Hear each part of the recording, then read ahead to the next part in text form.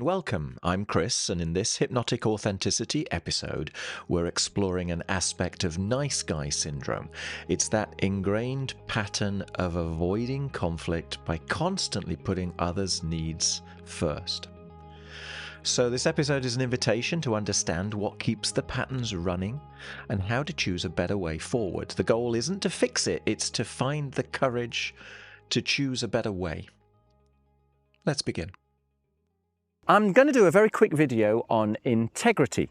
And the reason for this is because someone asked me to actually define what I meant by integrity and honesty. And this was in the context of a video that I'd made on the subject of no longer being a nice guy, of no longer being a people-pleasing individual, of stopping the whole idea of manipulating to get your needs met and instead being authentically, proudly, courageously you, whatever that means. And so obviously I was espousing the values of integrity and honesty. And the question came back, all right, well, what do you mean?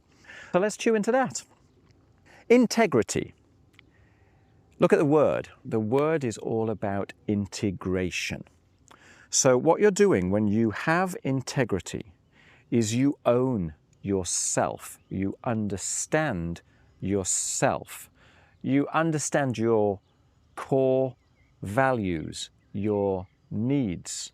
You understand the way in which your mind comes to perceive things.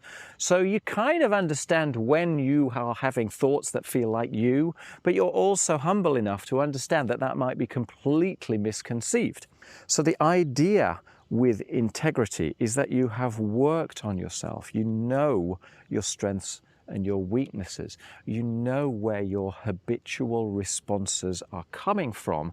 And you know, even if they're habituated and you can't necessarily control them all the time, you know if they're valid or if they're invalid. So the whole purpose of being integrated, of having integrity, is being complete. It's being whole as an individual. It's knowing thyself effectively. And getting to the point where the reason why this came into the whole idea of stopping being a nice guy is that once you have that integrity, once you are comfortable inside what it is to be you, once you're able to lean into your perceptions, lean into your feelings, rather than recoiling away, rather than having denial, instead you understand what you are, you know, in the humility that that isn't perfect. Well, then there's no longer any need to win, is that the word? To prove your point all of the time with other people, because you're already winning. You're already comfortable inside your skin. And so this idea of integrity goes very, very well with this idea of honesty. So let's talk a little bit about honesty, because this is complicated, okay? What is truth? And unfortunately, truth isn't true. Truth is malleable. Truth is in the eye of the beholder, of the perceiver. Your truth, the things that you consider to be absolutely true, they are a function of a whole variety of things, okay? So they're a function of your experience, let's say, of the way that you've come to understand the way things are. But they're also a function of your state, your mental state, your emotional state. They're a function of your habituated ways of thinking and acting and being. They're a function, believe it or not, of your expectations. They're a function of all those habitual ruminating thoughts in your mind, the fixed ideas. And so what you consider to be true has been constructed based around all of the stories running inside your mind, based around all of the experiences that you've had up to date. And so somebody else can have a very, very different truth about the same story, about the same context. And of course, this is how arguments occur. This is ultimately how wars can occur. So it can be very interesting. You know, it's amazingly useful to understand how your truths have been created, because it's extremely important to be honest, to be able to be, let's say, courageous enough to exhibit your honesty, to be authentic. But you need to understand that that truth, that honesty that you are exhibiting, might not be someone else's perspective. It might not reverberate with them in the way that it does with you. You know, when I talk with people one-on-one, I find it quite useful sometimes to say, well, it seems to me that, and then I give them my explanation, my observation, because that's how it feels to me. That feels to be my truth. But what I'm doing is I'm asking for more information back. And so I think it's very, very useful because that gives you a sense of humility, it gives you a sense of wisdom. And so to go back to integrity, when you are exhibiting your integrity, you are owning your truth. You are able to draw upon your higher values, your core values, your higher purpose. You're able to look at the greater good, perhaps. You're able to consider and to respond rather than to react. You can come to decisions which are in your interest, but your interest is also encapsulating, you know, the environment that you live in, or the other people that you're working with, or even the greater good of the entire planet, you know, depending upon the issue.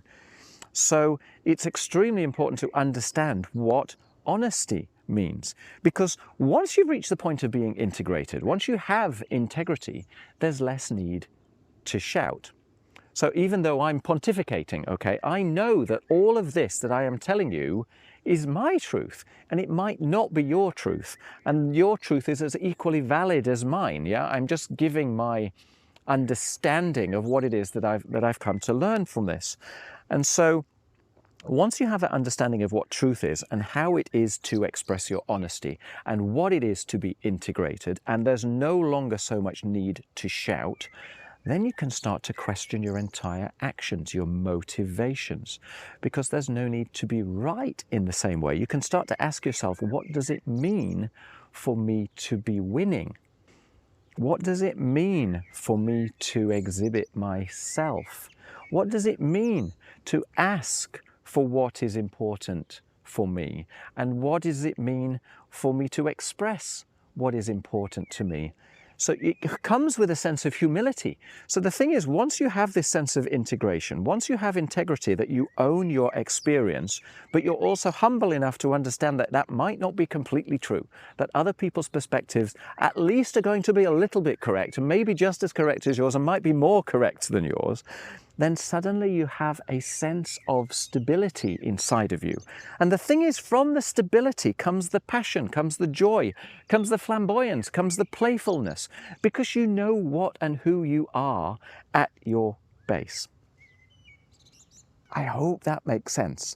So in the context of no more Mr. Nice Guy, of being yourself, we're talking here about understanding your thought processes, your feelings, your presumptions, your assumptions. And what you're doing is accepting where you are, going forward in a way which is towards your higher goals, towards what feels right and true and proper, but constantly with this thought on the back of your mind that it might not be completely correct, because you're never that sure, because thoughts are complicated. I don't know if that makes sense, but for me, it's a fantastic way of owning your authenticity, of exhibiting your truth, but also of deciding when it's important to exhibit your truth and when, frankly, it's not important. You know, that's why it's so important to understand what is your definition of winning, because it might be important even when somebody is disagreeing with you and your truth disagrees with that, to remain diplomatic, because your values and the values of everything around you in your environment might actually value diplomacy, peace, more than it values being right, as a simple example. Okay, so the whole idea of this is to start to evaluate your motivations, what it is to be you, what do you hold most important, and how do you create the actions that bring that about. You end up having courage, you end up having self-confidence, you end up having self-esteem, you end up knowing yourself to the point where it doesn't matter what somebody else does or says or thinks or doesn't say or do or doesn't think, because you're already sufficient. That's the whole critical point of no longer needing to be a nice guy. You're already everything. You're already a beautiful, wonderful, extraordinary, vibrant, vivacious, fantastic, phantasmagorical, illuminating, fascinating person like everybody. Cheers. Bye. Thank you for joining me today. I hope you enjoyed the episode. If it resonates with you, then follow my podcast. I would also personally be really grateful if you might wish to leave a quick rating. It genuinely helps others to discover the podcast. If you personally would like more guided meditations, you want some deeper insights, you'll find all my links in the description. If you prefer a more visual boost, then you might want to check out my YouTube channel called Authentic Life Hypnosis. And if you're looking to do some deeper work that goes beyond one-way audio, then obviously you're very welcome to reach out. Equally, if you have any questions, I'm here to help. Thank you for listening, and I'll see you in the next episode.